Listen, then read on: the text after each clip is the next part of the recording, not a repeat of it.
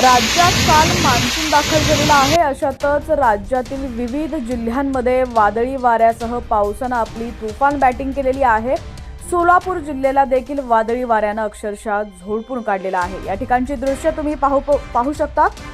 मोहोळ तालुक्यातील अनगर आणि नरखेड भागात तुफान मुसळधार पाऊस झालेला आहे. या मुसळधार पावसामुळे ओढे नाले देखील अक्षरशः तुडुंब वाहत होते. यामुळे वाहतूक काही काळासाठी ठप्प झाली होती.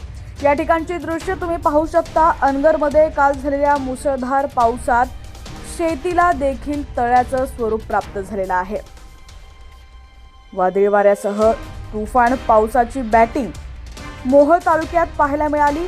नरखेड भागात देखील वादळी वाऱ्यासह तुफान पाऊस बरसला. त्यानंतर अनगरमधील देखील दृश्य आपण या ठिकाणी पाहू शकता. तुफान वादळी वारा देखील या ठिकाणी पाहायला मिळालेला आहे.